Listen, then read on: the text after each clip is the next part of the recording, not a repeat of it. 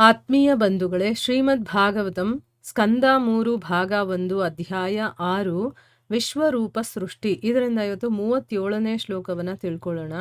ಶ್ಲೋಕ 37.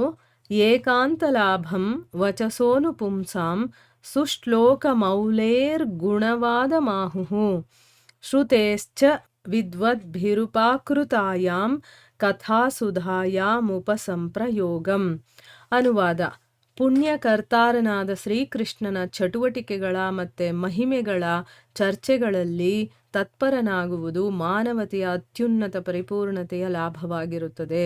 ಅಂತಹ ಚಟುವಟಿಕೆಗಳು ಮಹಾವಿದ್ವಾಂಸರಾದ ಋಷಿಗಳಿಂದ ಅದೆಷ್ಟು ಸೊಗಸಾಗಿ ಲಿಖಿತವಾಗಿವೆ ಎಂದರೆ ಅವುಗಳ ಸಮೀಪದಲ್ಲಿರುವುದರಿಂದ ಕವಿಯ ನಿಜವಾದ ಉದ್ದೇಶವು ಈಡೇರುವುದು.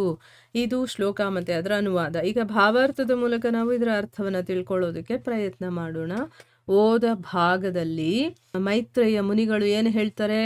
ನಾನು ಅಸಮರ್ಥನಾಗಿದ್ರೂ ಕೂಡ ನನ್ನ ಗುರುವಿನಿಂದ ನಾನು ಏನೇನು ಕೇಳೋದಕ್ಕೆ ನನಗೆ ಯೋಗ್ಯತೆ ಇತ್ತೋ ಮತ್ತು ಎಷ್ಟನ್ನು ನಾನು ತಿಳ್ಕೊಂಡಿದ್ನೋ ಅದನ್ನು ಪರಿಶುದ್ಧವಾದಂಥ ಮಾತುಗಳಿಂದ ಭಗವಂತನ ಮಹಿಮೆಗಳ ವರ್ಣನೆಯನ್ನು ನಾನು ಈ ರೂಪದಲ್ಲಿ ಹೇಳ್ತಾ ಇದ್ದೀನಿ. ಮಾಡಲಿಲ್ಲ ಅಂತಂದರೆ ನನ್ನ ವಾಕ್ಶಕ್ತಿ ಕಳಂಕಿತವಾಗುತ್ತೆ ಅಂತಂದ್ಬಿಟ್ಟು ಹೇಳಿದರು. ಈಗ ಈ ಶ್ಲೋಕದಲ್ಲಿ ಏನು ಹೇಳ್ತಾ ಇದ್ದಾರೆ ಅಂತಂದರೆ, ಪೂರ್ಣ ಕರ್ತಾರ ಅಂದರೆ ಎಲ್ಲವನ್ನ ಮಾಡ್ತಾ ಇರುವಂತಹ ಆ ಶ್ರೀಕೃಷ್ಣನ ಚಟುವಟಿಕೆಗಳು ಮತ್ತು ಅವನ ಮಹಿಮೆಗಳಿದೆಯಲ್ಲ, ಅಂಥ ಚರ್ಚೆಗಳಲ್ಲಿ ತತ್ಪರನಾಗಿರೋದಿದೆಯಲ್ಲ, ಅದು ಮಾನವತೆಯ ಅತ್ಯುನ್ನತ ಪರಿಪೂರ್ಣತೆಯ ಲಾಭ. ಅಂದರೆ ಮನುಷ್ಯನಾಗಿ ಹುಟ್ಟಿರೋದಕ್ಕೂ ಒಂದು ಸಾರ್ಥಕತೆ ಪಡೆಯುತ್ತೆ, ನಮಗದೊಂದು ಲಾಭ ಅಂತ ಹೇಳ್ತಾ ಇದ್ದಾನೆ. ಯಾಕಂದರೆ ಪ್ರಾಣಿ ಪಕ್ಷಿಗಳು ಇನ್ನೂ ಬೇಕಾದಷ್ಟು ಜೀವರಾಶಿಗಳಿದೆಯಲ್ಲ, ಅದು ಭಗವಂತನ ವಿಚಾರಗಳನ್ನು ಕೇಳೋದಕ್ಕಾಗಲ್ಲ. ಆದರೆ ಭಗವಂತ ಮನುಷ್ಯರಿಗೆ ಅಂಥ ಒಂದು ಲಾಭವನ್ನು ಕೊಟ್ಟಿದ್ದಾನೆ. ಅದನ್ನು ಪಡ್ಕೊಂಡಿಲ್ಲ ಅಂತಂದರೆ ನಮ್ಮಂಥ ಮುಟ್ಟಾಳರು ಬೇರೆ ಯಾರೂ ಇಲ್ಲ. ಅಂಥ ಚಟುವಟಿಕೆಗಳಿದೆಯಲ್ಲ, ಅಂದರೆ ಭಗವಂತನ ಲೀಲೆಗಳು, ಅದು ಮಹಾವಿದ್ವಾಂಸರಾಗಿರುವಂಥ ಋಷಿಗಳು ಅದನ್ನು ತುಂಬ ಚೆನ್ನಾಗಿ ಬರೆದಿಟ್ಟಿದ್ದಾರೆ. ಯಾವಾಗಲೂ ಅದರ ಜೊತೆ ಇರೋದ್ರಿಂದ ಕವಿಯ ಉದ್ದೇಶ ಈಡೇರುತ್ತೆ. ಅಂದರೆ ಯಾರು ಕವಿಗಳಾಗಿದ್ದಾರೋ ಅವರು ಕೂಡ ಭಗವಂತನ ವಿಚಾರಗಳನ್ನು ಹೇಳ್ತಾ ಇದ್ದಾಗ ಅವರು ಒಳ್ಳೆಯದಾಗುತ್ತೆ. ಈಗ ನೋಡಿ, ನಾನು ಆಗಾಗ ಯಾಕೆ ಹೇಳ್ತಿರ್ತೀನಿ, 3 ಹೊತ್ತು 4 ಹೊತ್ತು ನಾವು ಆ ಭಗವಂತನ ವಿಚಾರದಲ್ಲಿ ಮುಳುಗಿರಬೇಕು ಅಂತಂದರೆ ನಮ್ಮ ಹೃದಯ ಪರಿಶುದ್ಧವಾಗೋದಕ್ಕೆ, ಆಯಿತಾ? ನಮ್ಮ ಮನಸ್ಸು ಯಾವಾಗಲೂ ಐಹಿಕದ ಕಡೆ ಓಡ್ತಾ ಇರುತ್ತೆ. ಯಾಕಂದರೆ ಅದಕ್ಕೆ ಅಭ್ಯಾಸ. ಅದನ್ನು ಇದ್ರ ಕಡೆ ತರಬೇಕು ಅಂತಂದರೆ ಅದಕ್ಕೆ ಈ ಕೆಲಸಗಳನ್ನು ಕೊಡಬೇಕಾಗಿದ್ದು ಈ ಕೆಲಸಗಳನ್ನೇ ಮಾಡ್ತಾ ಇರುತ್ತೆ. ಇದರಲ್ಲೇ ಅದಕ್ಕೆ ಆಸಕ್ತಿ ಬರುತ್ತೆ. ಹಾಗಾದಾಗ ನಮ್ಮ ಮನುಷ್ಯ ಜನ್ಮ ಅನ್ನೋದು ಸಾರ್ಥಕತೆಯನ್ನು ಪಡೆಯುತ್ತೆ. ಈಗ ಭಾವಾರ್ಥದಲ್ಲಿ ಗುರುಗಳೇನು ಹೇಳಿದ್ದಾರೆ ಅಂತ ತಿಳ್ಕೊಳ್ಳೋಣ. ನಿರಾಕಾರವಾದಿಗಳು ಭಗವಂತನ ಚಟುವಟಿಕೆಗಳನ್ನು ಕೇಳಲು ಬಹಳ ಹೆದರುತ್ತಾರೆ. ಏಕೆಂದರೆ ಬ್ರಹ್ಮದ ದಿವ್ಯ ಸ್ಥಿತಿಯಿಂದ ಪಡೆದ ಆನಂದವನ್ನು ಅವರು ಜೀವನದ ಅಂತಿಮವಾದ ಉದ್ದೇಶವೆಂದು ಭಾವಿಸುತ್ತಾರೆ. ಅವರ ಭಾವನೆ ಏನೆಂದರೆ ಪ್ರತಿಯೊಬ್ಬನ ಚಟುವಟಿಕೆಯೂ ಅದು ದೇವೋತ್ತಮನದಾಗಿದ್ದರೂ ಪ್ರಾಪಂಚಿಕವಾಗಿರುತ್ತದೆ. ಆದರೆ ಈ ಶ್ಲೋಕದಲ್ಲಿ ನಿರೂಪಿತವಾದ ಆನಂದದ ಅಭಿಪ್ರಾಯವು ಬೇರೆಯೇ ಆಗಿದೆ. ಏಕೆಂದರೆ ಅದು ದಿವ್ಯ ಗುಣಗಳಿಂದ ಕೂಡಿದ ಪರಮ ಪುರುಷನ ಚಟುವಟಿಕೆಗಳಿಗೆ ಸಂಬಂಧಿಸಿರುತ್ತದೆ. ಇಲ್ಲೇನು ಹೇಳ್ತಾ ಇದ್ದಾರೆ ಅಂತಂದರೆ, ಈಗ ನಿರಾಕಾರವಾದಿಗಳಿಗೆ ಏನು ಅಂತಂದರೆ ಬ್ರಹ್ಮಾನಂದ ಸಿಕ್ಕಿರತ್ತೆ ಅವ್ರಿಗೆ. ಅದಕ್ಕೆ ಅವ್ರೇನು ಮಾಡ್ತಾರೆ, ಭಗವಂತನ ಚಟುವಟಿಕೆಗಳು ಏನಿದೆಯೋ, ಲೀಲೆಗಳೇನಿದೆಯೋ ಅದೆಲ್ಲ ಭಕ್ತರೇ ಕೇಳೋದು ನೋಡಿ. ಬೇಕಾದಷ್ಟು ಕಡೆ ನೀವು ಅಬ್ಸರ್ವ್ ಮಾಡಿ, ಭಗವಂತನ ಪ್ರವಚನಗಳಾಗಿರ್ಬೋದು, ಆಮೇಲೆ ಕಥಾಶ್ರವಣ ಆಗಿರ್ಬೋದು, ಇದನ್ನೆಲ್ಲ ಮಾಡೋರು ಯಾರು ಅಂತಂದರೆ ಭಕ್ತರು ಮಾತ್ರ. ನಿರಾಕಾರವಾದಿಗಳು ಏನು ಮಾಡ್ತಾರೆ, ಅದನ್ನು ಕೇಳೋದಕ್ಕೆ ಹೆದರ್ಕೊಳ್ತಾರೆ. ಯಾಕೆ ಅಂತಂದರೆ ಅವರಿಗೆ ಒಂದು ಆನಂದದ ಅನುಭವ ಆಗಿರುತ್ತಲ್ಲ, ಅದೇ ಅಂತಿಮ ಅಂತ ತಿಳ್ಕೊಂಡಿರ್ತಾರೆ. ಆದರೆ ಭಗವಂತನ ಒಂದು ಲೀಲೆಯನ್ನು ಕೇಳಿದಾಗ ಒಂದು ಆನಂದ ಸಿಗುತ್ತಲ್ಲ, ಆ ಆನಂದದ ಬಗ್ಗೆ ಅವರು ಗೊತ್ತಿಲ್ಲ. ಆದರೆ ಇಲ್ಲಿ ಆನಂದದ ಬಗ್ಗೆ ಹೇಳ್ತಾ ಇರೋದೇ ಬೇರೆ. ಅದಕ್ಕೋಸ್ಕರ ನಿರಾಕಾರವಾದಿಗಳು ಏನು ಅನ್ಕೊಂಡಿದ್ದಾರೆ ಅಂತಂದರೆ ಪ್ರತಿಯೊಬ್ಬನ ಚಟುವಟಿಕೆಗಳೂ ಕೂಡ ಅದು ಪ್ರಾಪಂಚಿಕನೇ ಅಂತ ಅಂದ್ಕೊಂಡಿದ್ದಾರೆ. ಭಗವಂತ ಈ ಭೂಮಿ ಮೇಲೆ ಬಂದು ಲೀಲೆಯನ್ನು ಮಾಡ್ತಿರ್ತಾನಲ್ಲ, ಅದನ್ನು ಕೂಡ ಪ್ರಾಪಂಚಿಕ ಅಂತ ತಿಳ್ಕೊಂಡಿದ್ದಾರೆ ಅವರು. ಆದರೆ ನಿಜವಾಗ್ಲೂ ಅವರಿಗೆ ಆನಂದ ಏನು ಅನ್ನೋದು ಗೊತ್ತಿಲ್ಲ. ಅವರಿಗೆ ಸಿಕ್ಕಿರುವಂಥ ಅಲ್ಪ ಆನಂದವನ್ನೇ ಅವರು ಸರ್ವಸ್ವ ಅಂದ್ಕೊಂಡಿದ್ದಾರೆ. ಆದರೆ ಭಗವಂತನ ಲೀಲೆಗಳನ್ನು ಕೇಳಬೇಕಾದ್ರೆ ಅದರಿಂದ ಒಂದು ಆನಂದ ಸಿಗುತ್ತಲ್ಲ, ಅದೇ ಬೇರೆ ಆಗಿದೆ. ಅದು ನಿಜವಾಗ್ಲೂ ನಾವು ಅನುಭವಿಸ್ಬೇಕಾಗಿರೋದು ಅಂತ ಇದರ ಅರ್ಥ. ಗುಣವಾದಂ ಎಂಬ ಶಬ್ದವು ಅರ್ಥಗರ್ಭಿತವಾದುದು. ಏಕೆಂದರೆ ಭಗವಂತನ ಗುಣಗಳು, ಅವನ ಚಟುವಟಿಕೆಗಳು ಮತ್ತು ಲೀಲೆಗಳು ಭಕ್ತರಿಗೆ ಚರ್ಚೆಯ ವಿಷಯಗಳಾಗಿವೆ. ಮೈತ್ರೇಯನಂತಹ ಋಷಿಯು ಲೌಕಿಕ ಗುಣಗಳಿಗೆ ಸಂಬಂಧಿಸಿದ ಯಾವುದನ್ನೂ ಚರ್ಚಿಸುವುದರಲ್ಲಿ ಆಸಕ್ತನಾಗಿಲ್ಲದಿರುವುದು ನಿಶ್ಚಯ. ಆದರೂ ಅವನು ಹೇಳುವುದೇನೆಂದರೆ, ಭಗವಂತನ ಚಟುವಟಿಕೆಗಳನ್ನು ಚರ್ಚಿಸುವುದು ದಿವ್ಯ ಸಾಕ್ಷಾತ್ಕಾರದ ಅತ್ಯುನ್ನತವಾದ ಪರಿಪೂರ್ಣ ಹಂತವಾಗಿದೆ ಎಂದು. ಆದುದರಿಂದ ಶ್ರೀಲ ಜೀವ ಗೋಸ್ವಾಮಿಯವರು ಅಂತಿಮ ನಿರ್ಧಾರ ಮಾಡುವುದೇನೆಂದರೆ, ಭಗವಂತನ ದಿವ್ಯವಾದ ಚಟುವಟಿಕೆಗಳಿಗೆ ಸಂಬಂಧಿಸಿದ ವಿಷಯಗಳು ಕೈವಲ್ಯ ಸುಖದ ದಿವ್ಯ ಸಾಕ್ಷಾತ್ಕಾರಕ್ಕಿಂತ ಎಷ್ಟೋ ಮುಂದಿನವಾಗಿವೆ. ಅಂದ್ರೆ ಇಲ್ಲಿ ಗುಣವಾದಂ ಅನ್ನುವಂತ ಒಂದು ಶಬ್ದವನ್ನ ಯೂಸ್ ಮಾಡಿದಾರಲ್ಲ, ಅಂದ್ರೆ ವೈಭವೀಕರಣ ಅಂತ ಅರ್ಥ. ಅದು ನಿಜವಾಗ್ಲೂ ಅರ್ಥಗರ್ಭಿತವಾಗಿರುವಂಥದ್ದು. ಯಾಕೆ ಅಂತಂದ್ರೆ ಅದು ಹೇಳ್ತಾ ಇರೋದು ಯಾವುದ್ರ ಬಗ್ಗೆ? ಭಗವಂತನ ಗುಣಗಳು, ಅವನ ಚಟುವಟಿಕೆಗಳು ಮತ್ತೆ ಲೀಲೆಗಳು, ಇವೆಲ್ಲ ಭಕ್ತರಿಗೆ ತುಂಬಾ ಇಷ್ಟ ಆಗಿರುವಂತ ವಿಷಯಗಳು. ಇದನ್ನ ಭಕ್ತರು ಕೂತ್ಕೊಂಡು ಚರ್ಚೆ ಮಾಡ್ತಾರೆ. ಭಗವಂತನ ಗುಣಗಳ ಬಗ್ಗೆ ಮಾತಾಡ್ತಾರೆ, ಚಟುವಟಿಕೆಗಳ ಬಗ್ಗೆ ಮಾತಾಡ್ತಾರೆ, ಅವನ ಲೀಲೆಗಳ ಬಗ್ಗೆ ಮಾತಾಡ್ತಾರೆ. ಇಲ್ಲಿ ಮೈತ್ರೇಯರಂತ ಋಷಿಗಳಿದಾರಲ್ಲ, ಅವರು ಲೌಕಿಕಕ್ಕೆ ಸಂಬಂಧಪಟ್ಟಿದ್ದ ಯಾವ ವಿಚಾರಗಳ ಬಗ್ಗೆನೂ ಕೂಡ ಅವರು ಚರ್ಚೆ ಮಾಡೋದಿಲ್ಲ. ಅದರಲ್ಲಿ ಅವ್ರಿಗೆ ಆಸಕ್ತಿನೂ ಇಲ್ಲ ಅನ್ನೋದು ನಮಗೆ ಗೊತ್ತಿದೆ. ಆದರೂ ಕೂಡ ಅವ್ರು ಏನು ಹೇಳ್ತಾ ಇದ್ದಾರೆ ಅಂತಂದ್ರೆ, ಭಗವಂತನ ಚಟುವಟಿಕೆಗಳನ್ನ ಚರ್ಚೆ ಮಾಡೋದಿದೆಯಲ್ಲ, ಇದು ನಿಜವಾಗ್ಲೂ ನಾವು ಆತ್ಮ ಸಾಕ್ಷಾತ್ಕಾರ ಮಾಡ್ಕೊಳ್ಬೇಕು ಅನ್ನೋದಕ್ಕಿರುವಂತಹ ಒಂದು ಪರಿಪೂರ್ಣವಾದ ಹಂತ ಅಂತ ಹೇಳ್ತಾ ಇದ್ದಾರೆ. ಅಂದ್ರೆ ನಾವು ಭಗವಂತನ ಬಗ್ಗೆನೇ ಚರ್ಚೆ ಮಾಡಬೇಕಾಗಿರೋದು. ಅದಕ್ಕೋಸ್ಕರ ಇಲ್ಲಿ ಗುರುಗಳು ತಮ್ಮ ಆಚಾರ್ಯರಲ್ಲಿ ಶ್ರೇಷ್ಠರಾಗಿರುವಂತ ಶ್ರೀಲ ಜೀವ ಗೋಸ್ವಾಮಿಯವರಿದಾರಲ್ಲ, ಅವ್ರು ಏನು ಅಂತಿಮ ನಿರ್ಧಾರ ಮಾಡಿ ಹೇಳಿದ್ದಾರೆ ಅನ್ನೋದ್ರ ಬಗ್ಗೆನೂ ಕೂಡ ಹೇಳ್ತಾ ಇದ್ದಾರೆ. ಯಾಕಂದ್ರೆ ಗುರು ಏನು ಹೇಳಿರ್ತಾರೋ ಅದನ್ನ ಫಾಲೋ ಮಾಡ್ಕೊಂಡು ಹೋಗೋದಲ್ವಾ.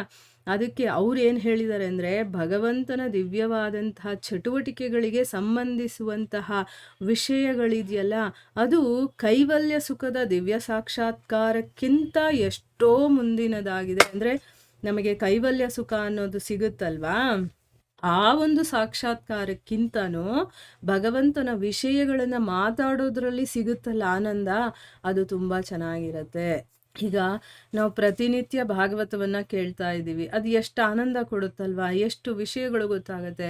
ಆ ಭಗವಂತನ ಲೀಲೆಗಳು, ಭಕ್ತರ ಲೀಲೆಗಳು, ಇದನ್ನ ಕೇಳ್ತಾ ಇದ್ದಾಗ ನಮಗೊಂದು ಆನಂದ ಸಿಗುತ್ತೆ. ಇಲ್ಲಾಂದ್ರೆ ನಾವು ಕೇಳೋದಕ್ಕೆ ಸಾಧ್ಯನೇ ಇಲ್ಲ ಅಲ್ವಾ. ನಮಗೆ ಅದರಲ್ಲಿ ಆನಂದ ಸಿಗ್ತಾ ಇದೆ, ಅದರಲ್ಲಿ ಏನೋ ಒಂದು ತೃಪ್ತಿ ಸಿಗ್ತಾ ಇದೆ, ಅದಕ್ಕೋಸ್ಕರ ನಾವು ಕೇಳ್ತೀವಿ.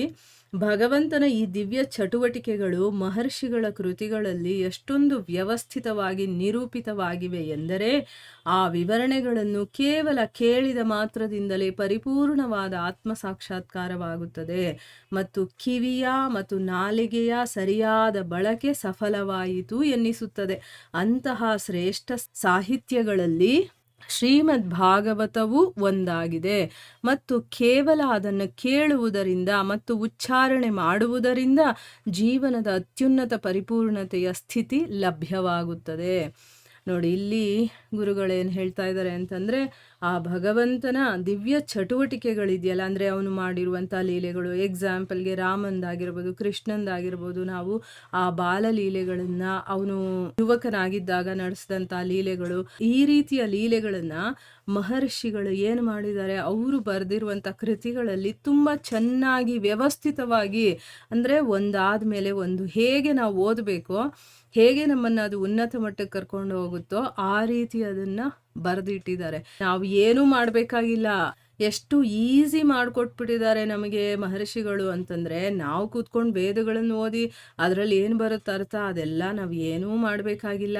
ಅವರು ಆಲ್ರೆಡಿ ಬರೆದಿಟ್ಟಿದ್ದಾರಲ್ಲ, ಅದನ್ನು ಕೇಳಿಸ್ಕೊಂಡ್ರೆ ಸಾಕು, ಓದಿದ್ರೆ ಸಾಕು, ನಮಗೆ ಆತ್ಮ ಸಾಕ್ಷಾತ್ಕಾರ ಆಗಿಬಿಡುತ್ತೆ ಅಂತ ಹೇಳ್ತಾರೆ. ಅದಕ್ಕೋಸ್ಕರನೇ ಶ್ರವಣಕ್ಕೆ ತುಂಬ ಇಂಪಾರ್ಟೆನ್ಸ್ ಕೊಟ್ಟಿದ್ದಾರೆ. ನವವಿಧ ಭಕ್ತಿಯಲ್ಲಿ ಮೊದಲನೇದು ಶ್ರವಣನೇ, ಆಯಿತಾ. ಅದಕ್ಕೋಸ್ಕರ ತುಂಬ ಶ್ರದ್ಧೆಯಿಂದ ಪ್ರೀತಿಯಿಂದ ಕೇಳಿಸ್ಕೊಳ್ತಾ ಇರಬೇಕು. ಈಗ ನೋಡಿ, ನಾನು ಹೇಳ್ತಾ ಇರೋದನ್ನ ನಾನೂ ಕೇಳಿಸ್ಕೊಳ್ತಾ ಇರ್ತೀನಿ.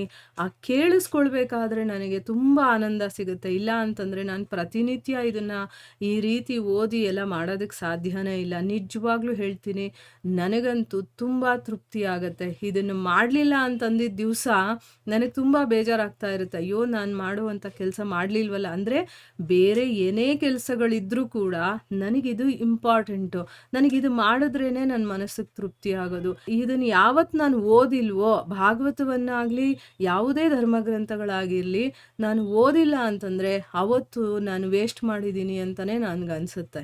ಆಯಿತಾ? ಪ್ರತಿನಿತ್ಯ ಓದಬೇಕು. ಆಗಲೇ ಮನಸ್ಸಿಗೆ ತೃಪ್ತಿ ಅನ್ನೋದು ಸಿಗೋದು. ಅಂದರೆ ಅದರಲ್ಲಿ ಒಂದು ಸೆಳೆತ ಇದೆ, ಒಂದು ಆನಂದ ಇದೆ. ನಾನು ಭಗವಂತನ ಜೊತೆನೇ ಇದ್ದೀನೇನೋ ಅನ್ನುವಷ್ಟು ನನಗೆ ಸಮಾಧಾನ ಸಿಗುತ್ತೆ. ಅದರಿಂದನೇ ಪ್ರತಿನಿತ್ಯ ನಾವು ಮಾಡಬೇಕು. ನೋಡಿ, ಬರೀ ಕೇಳೋದ್ರಿಂದಾನೇ ಪರೀಕ್ಷಿತ ಮಹಾರಾಜನಿಗೂ ಕೂಡ ಆತ್ಮ ಸಾಕ್ಷಾತ್ಕಾರ ಆಗುತ್ತೆ. ಅದಕ್ಕೋಸ್ಕರ ಇಲ್ಲೇನು ಹೇಳ್ತಾ ಇದ್ದಾರೆ, ಮಹರ್ಷಿಗಳು ಬರೆದಿರುವಂಥ ವಿವರಣೆಗಳನ್ನು ಕೇವಲ ಕೇಳಿದ್ರೆ ಸಾಕು, ಆತ್ಮ ಸಾಕ್ಷಾತ್ಕಾರ ಅನ್ನೋದು ಆಗ್ಬಿಡುತ್ತೆ. ಕಿವಿ ಮತ್ತು ನಾಲಿಗೆ ನಮಗೆ ಭಗವಂತ ಕೊಟ್ಟಿದ್ದಾನಲ್ಲ, ನಮಗಿದೆಯಲ್ಲ, ಅದು ನಿಜವಾಗ್ಲೂ ಸರಿಯಾದ ಬಳಕೆ ಆಯಿತು ಅದರದ್ದು ಅಂತ ಅನ್ಕೋಬೇಕು. ಅದಕ್ಕೆ ನೋಡಿ, ನಮಗೆ ಕೊಟ್ಟಿರುವಂಥ ಇಂದ್ರಿಯಗಳ ಮೂಲಕ ನಾವು ಶ್ರೇಷ್ಠ ಮಟ್ಟದ ಕೆಲಸಗಳನ್ನು ಮಾಡಿದಾಗ ಅದು ನಾವು ಬಳಸಿದ್ದಕ್ಕೂ ಅದು ನಮಗಿರೋದಕ್ಕೂ ಕೂಡ ಸಾರ್ಥಕತೆಯನ್ನು ಪಡೆಯುತ್ತೆ.